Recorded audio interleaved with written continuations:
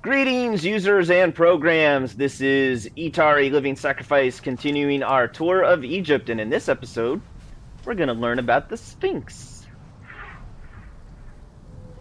What we know about the Sphinx, at least. Welcome to the Riddles of the Sphinx. A sphinx was originally meant to be a personification of the king. The human head, wearing pharaonic regalia, was fused with the body of a lion, thus sharing the qualities the powerful animal possessed, namely its power, the swiftness of its attack, and its majestic authority. By these very virtues, it was also considered a symbol of protection. Unsurprisingly, statues of sphinxes could be found along the dromus, protectors of the path taken by the gods to reach the temples. Cool. They protected you along the way. Over the centuries, enthusiasts and historians alike have wondered, who built the Sphinx? For what purpose? And who does it represent? These questions remain unanswered. Several theories do exist, however, some more credible than others. One theory supposes that Djoser chose to pay homage to his father Khufu by building the great Sphinx of Giza. The stone temple on the eastern face of the Sphinx would have been added later on by his brother and successor, Khafre, in order to strengthen the divine worship of their father. It would be the first Egyptian temple oriented with the sun.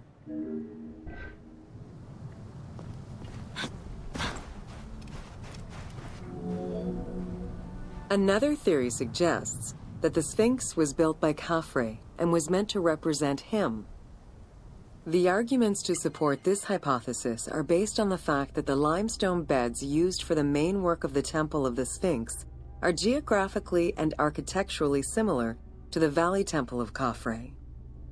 Some believe that Khufu himself built the Sphinx, which was later finished under his successors, Djoser and Khafre. These arguments are based on the stylistics of the engraving, the typology of the nemes, and the absence of a beard at the time of construction. The nemes? Is that like a meme? What's a neme?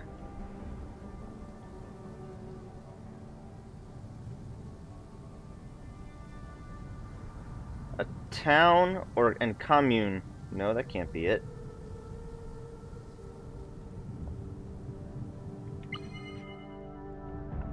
Nemes.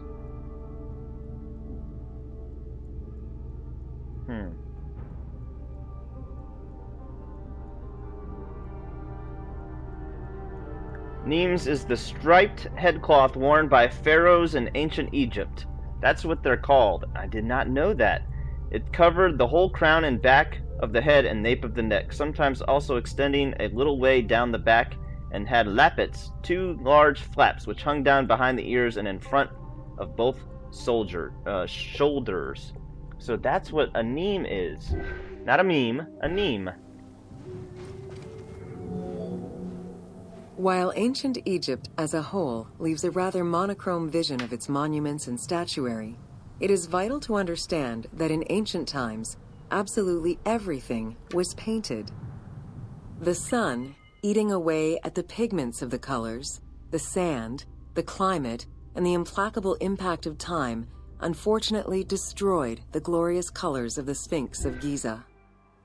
Documents from an Arab Egyptologist of the 12th century, Abd al-Latif al-Baghdadi, indicate that traces of red were still visible in his time.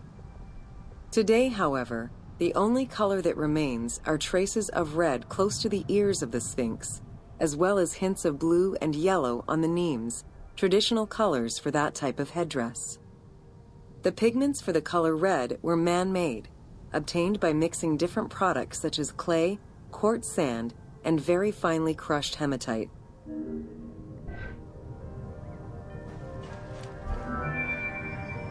Red had a strong symbolism in ancient Egypt. It was both the color of life and the color of death. It could represent the sands of the desert or the brilliance of the sun. Red was also associated with the god Seth, vengeful and destructive. The Egyptian word for red, Djoser, is also the word which was used to signify the desert, or the royal crown of Lower Egypt. In art, red was also the color used to paint the bodies of men, while yellow was used for women. It is possible that there were also color restoration efforts during the Saite period about 600 years before Cleopatra's rule, as indicated by notes on the inventory stele, discovered in 1858 by Auguste Mariette. It is because of this that the team made the decision to display it with its full range of colors, even though the Sphinx's colors would have likely faded by Cleopatra's time. Interesting. Dating from the 4th dynasty, approximately 2600 to 2500 BCE, the Great Sphinx of Giza is the oldest and largest sphinx that we know of. Carved from a natural limestone outcrop, the Sphinx measures 19.8 meters in height, 73.2 meters in length, and 14 meters in width. Just seems weird that they would put it, have it surrounded by all these other things instead of having it prominently displayed. In order to bring polish to the imposing monument, several blocks of limestone were added after the initial construction phase. Since then, there have been numerous attempts at preservation. The polish present in the game integrates some aspects of modern restoration attempts. The team made this choice to present a more iconic version of the Sphinx of Giza to the player. Today, the Sphinx is called the Terrifying One. This appellation is translated from its Arabic name, Abu al-Hol, which in turn was derived from Baluba in Coptic.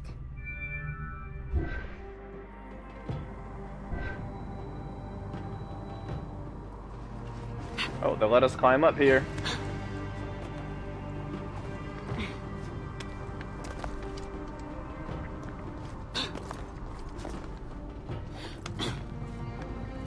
We are the reason why his nose fell off, eh?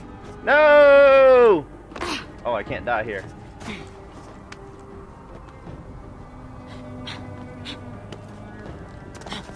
I was gonna make a joke that I jumped on his nose and then it fell off. They won't let me climb on his nose. It was worth a try. The Sphinx as a whole was carved in situ from a natural stone promontory. Its head was built in a limestone peak of the Yucatan Plate, and the body was sculpted in the underlying rock layer where it is located. Ah, that's why. The degradation of the Sphinx is due in particular to wind erosion and the different quality of limestone used in its construction. The level of sodium contained in the groundwater which abuts the stone is also a contributing factor. And I've read somewhere that one of the scientists or archaeologists is saying that after the Sphinx was built that there was flooding because of the way that it eroded. It looked like water erosion, but they have no idea. The natural bedrock is seen through the oblique natural strata of the Sphinx's body that are similar to the surrounding limestone. Yeah, see how it's rounded? The way in the picture, how it's rounded at the bottom? They think this one guy believes that the area was flooded after the Sphinx was built. So therefore the Sphinx is way older than they're giving it credit for. Since antiquity, people have always believed there was a hidden tomb deep within the Sphinx. It is thought that attempts to plunder the Sphinx began as far back as the First Intermediate period. Since then, numerous attempts to pierce the Sphinx's secrets have been carried out, leaving indelible scars upon the monument. So it's even saying that it was originally, there's a guy that says that the face was originally a lion's face and then it was later carved into a man's face.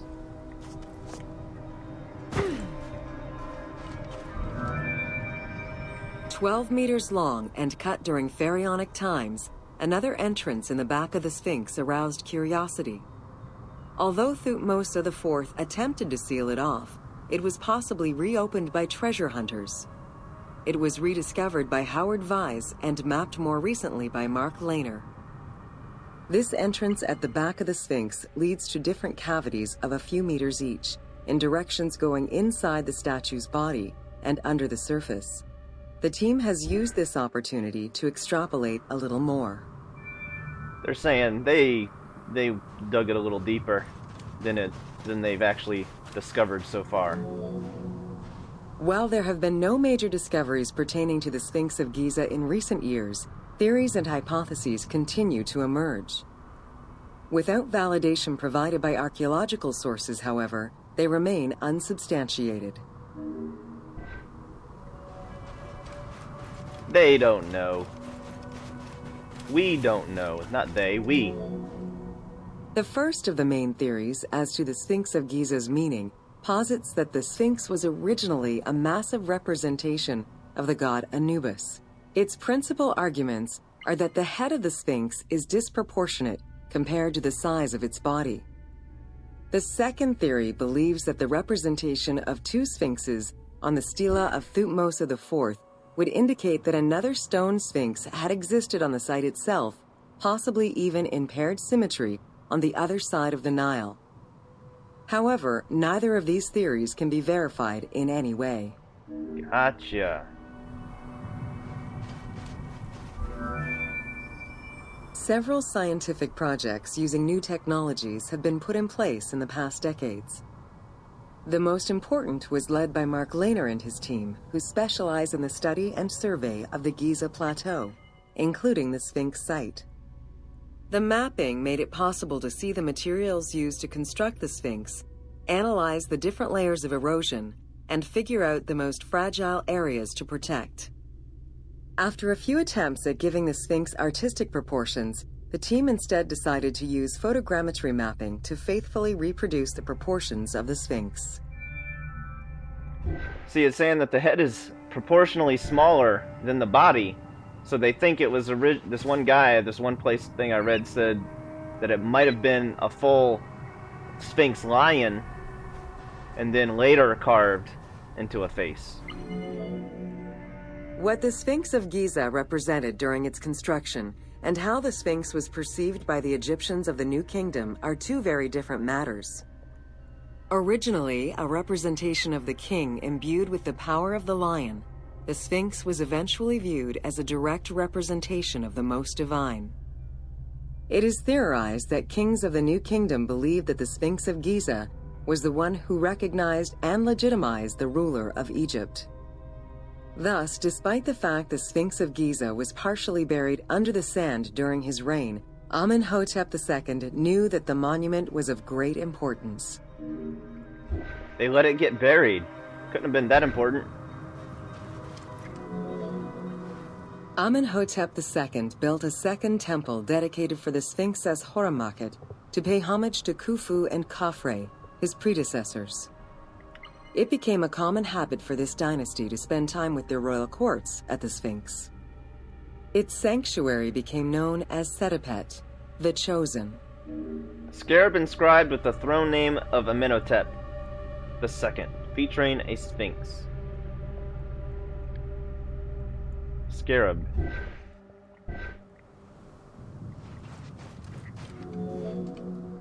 Egyptologist Mark Lehner believed that Amenhotep II built a statue of himself anchored between the paws of the Sphinx, likely to legitimize his reign, alongside a stela found by Salim Hassan.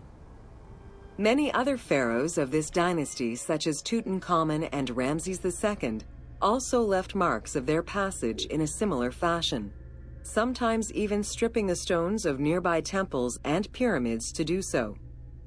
Amenhotep II's son and successor, Thutmose IV, was a frequent offender.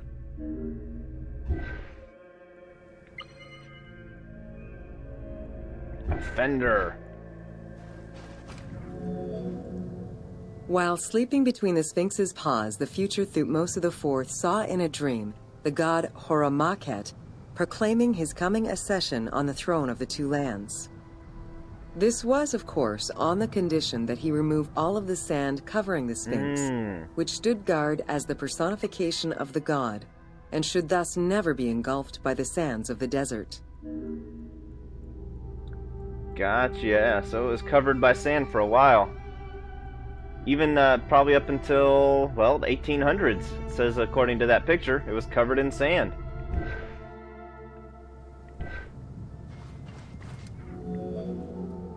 The 15-ton dream stela built by Thutmose IV to commemorate his dream was discovered by an Italian Egyptologist, Giovanni Battista Cavalia, in 1818, when he undertook the task of freeing the Sphinx from the sand, which had, yet again, covered it.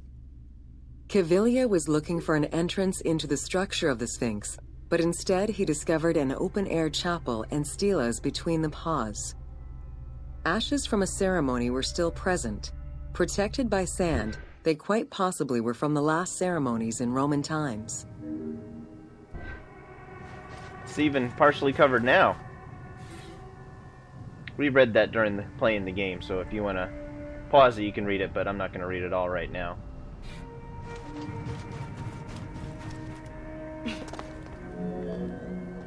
That same year, Cavalia discovered fragments of the Sphinx's beard that had probably been added during the New Kingdom. If many of these pieces are held by museums in Cairo, a fragment is displayed at the British Museum, along with a piece of the uraeus that was on the Sphinx's headdress. It is believed this fragment of beard was possibly kept in place thanks to the statue of Amenhotep II, which was supposed to be located under the head of the Sphinx. Very cool. A popular cultural legend purports that the nose of the Sphinx of Giza was lost during the time of Napoleon Bonaparte to the cannon fire of French soldiers in training. However, engravings from before the time of that campaign already depicted the Sphinx without a nose, indicating that it had been removed before the French campaign. That would suck to be like, oops, my bad. You're the guy who knocked the nose off the Sphinx. The most plausible hypothesis is based on the research of the German historian Ulrich Harman. During the 1980s, Harman compiled medieval sources written by Arab authors. In doing so, he discovered that the Sphinx was once perceived as a favorable omen, a deity supporting sediment-nurturing floods and crops. Around 1378, a Sufi by the name of Muhammad Sa'im al-Dar could not stand this vision of the monument, and in an iconoclastic act, broke the nose of the Sphinx. According to the texts, he was then hanged and burned between the legs of the Sphinx for his crime.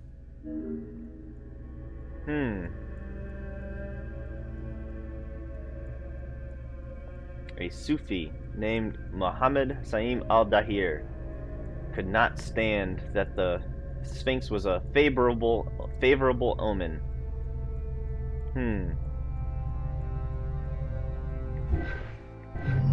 Well, that is the tour of the Sphinx. Thank you for joining us, and we will continue. Let's see here. The Secrets of the Great Pyramid. We'll probably do that one on the next episode. So as always, give it a big thumbs up and subscribe. Thank you for joining us on this tour, and remember to keep moving forward!